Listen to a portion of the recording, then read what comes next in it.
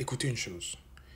Les recruteurs de l'armée américaine ou du Air Force ou bien du Navy vont vous bouffer cru. Ils vont vous bouffer cru. Parce que vous décidez, je veux rejoindre le service militaire et vous ne faites pas vos propres recherches. Il dit qu'ils vont vous bouffer cru. Je vous explique. Alors, tu viens d'arriver aux États-Unis ou bien, on va dire quoi, tu vis ici aux États-Unis depuis un bon bout de temps et tu as décidé de rejoindre le service militaire américain. Et tu te lèves comme ça, tu te dis, ok, je peux avoir un recruteur tout simplement. Non, c'est pas ce qu'il faut faire. C'est pas ça qu'il faut faire. Avant d'aller pour recruteur, je pense que nous avons fait une vidéo pareille sur YouTube. Si vous voulez connaître du moins la vidéo sur YouTube, allez taper Live Like a Soldier sur YouTube. Vous allez voir tout notre contenu. D'abord, on a fait diverses vidéos qui vous parlent de comment est-ce qu'on se comporte avec un recruteur. Les gens qui pensent que les recruteurs sont là pour compter les live stories, pour vous expliquer l'armée et tout, certains le font. C'est très rare de trouver certains recruteurs qui vont le faire. J'ai dit c'est très rare. Et si bien même, on ne peut pas vous expliquer l'armée en un jour ou bien en 2 meetings ou en 3 meetings. C'est presque impossible. Il y a des prérequis que vous devez avoir. Il y a des choses que vous devez savoir parce que la majeure partie de ces informations sont retrouvées sur le site web, que ce soit de l'armée, que ce soit le Air Force, que ce soit le Navy.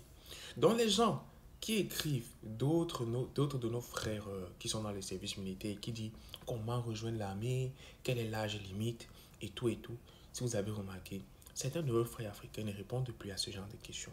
Tout simplement pourquoi? Parce que c'est disponible sur le site web de chaque service militaire. Donc arrêtez de demander des questions comme à quel âge on rejoint l'armée? Est-ce que si j'ai le master, je vais rejoindre l'armée? Les requirements ou encore tous les éléments disponibles sont sur le site internet de chaque compartment. Allez sur Air Force, Navy et tout là-bas, on vous dira, vous allez lire quels sont les prérequis pour rejoindre l'armée. Maintenant, concernant les recruteurs, vous pensez vraiment que il y a certains recruteurs, je parle pour la plupart, les recruteurs vont venir vous expliquer, oh c'est monté ou c'est descendu, il faut faire ceci, il faut faire cela. C'est très rare. Ils ont beaucoup de choses à faire, ils ont beaucoup d'applicants et ils ont leur nombre à atteindre. Mettez toujours ça en tête. Les recruteurs, là, ils ont leur nombre à atteindre. C'est-à-dire, ils ont les nombres qu'ils doivent respecter par quoi et tout, des gens qui doivent entrer dans le service militaire. Alors, le job de recruteur, c'est de recruter, c'est de faire signer le contrat. Point final. C'est à vous, toi qui regardes ces vidéos, bien encore toi qui veux rejoindre le service militaire américain, c'est à toi de faire tes classes. Première des choses que tu dois savoir, c'est que j'ai besoin de la green card ou encore je dois avoir le high school diplôme, encore le baccalauréat qui font partie de quoi? Ils font partie des bases pour rejoindre les services militaires. Deuxième des choses, tu dois comprendre que être militaire, ce n'est pas un job. Être militaire, c'est une qualification. C'est juste comme vous dire quoi? Je suis ici. Mais être militaire, ça veut dire que tu as un job. Tu auras un job. Et ce job-là, dépendant que ce soit de l'armée, que ce soit le Air Force, que ce soit le Navy, le nom est appelé différemment, mais globalement, c'est la même chose.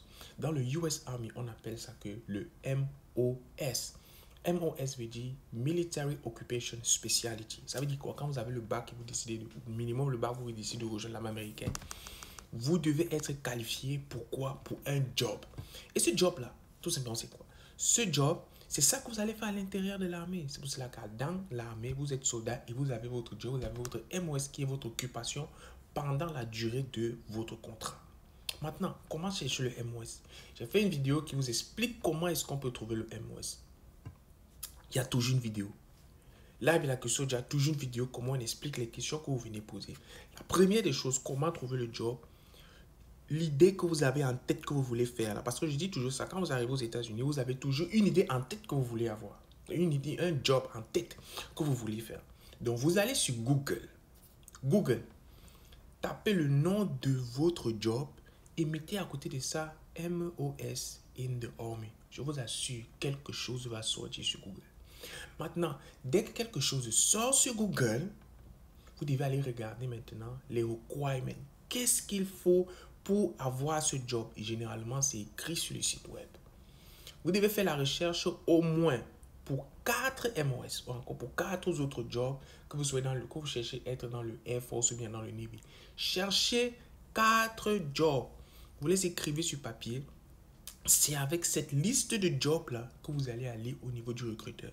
Ce qui va faire en sorte que quand vous rencontrez votre recruteur, il saura déjà quel est le type de job que vous cherchez. Un, pour voir si réellement vous pouvez être qualifié pour ça. C'est-à-dire, il y a certains jobs qui demandent la nationalité et d'autres qui n'en demandent pas. Et la deuxième des choses maintenant, c'est que quand il va regarder par rapport à votre score. C'est pour cela que je dis toujours, il est très important pour vous d'avoir un bon score de ASVAB. La note minimale, c'est 31 pour avoir un job. Je dis ici. La note minimale, c'est 31 pour avoir un job. C'est-à-dire, si tu n'as pas 31 là, on va te mettre dans d'autres programmes là qui vont te pousser à avoir au moins 31 pour que tu puisses avoir un job. Ça ne veut pas dire que quand vous partez au programme Fleury ou bien que vous partez au programme 09 Mike, si vous n'avez pas passé le ASVAB, ça veut dire que vous êtes dans l'armée ou bien vous avez un job. C'est faux.